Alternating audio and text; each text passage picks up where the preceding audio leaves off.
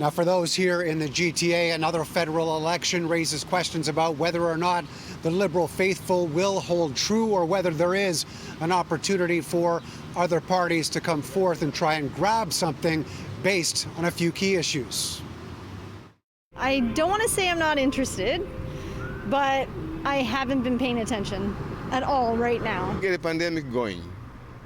We have more things to worry about. Safe to say voters in Toronto and the rest of Canada have other things aside from an election on their minds right now. That in itself becomes a key talking point in this campaign, though.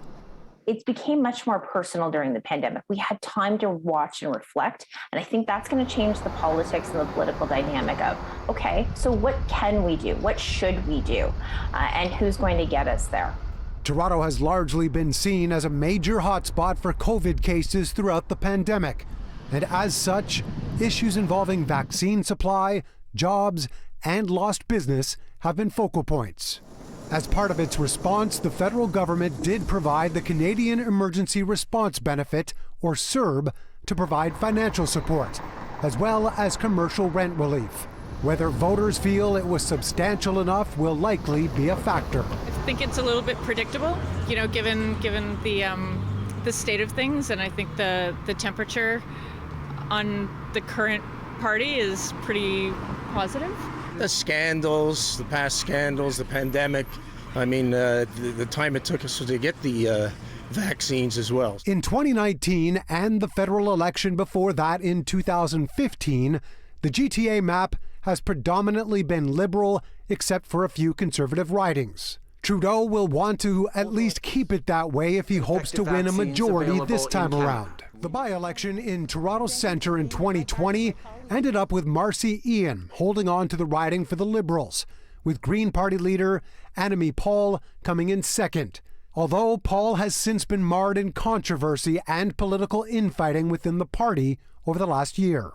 I think the pandemic has made everything much more personal. It's one thing to talk about, we need a housing strategy or we need pharmacare, but these are issues that are coming home to roost with people. Some high-profile GTA candidates won't be running in this election, leaving some seats up for grabs. Liberal Adam Vaughan represented Spadina-Fort York before announcing he would step back from politics at this point.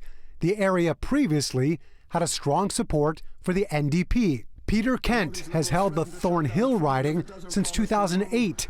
The area has been considered a Conservative stronghold under his leadership, but was largely Liberal for many years prior. Maybe the Liberals might like to just have a majority government if they can pull it off. I think it's a bit opportunistic of Trudeau, but everybody saw it coming, it's happening, and yes, I definitely will vote.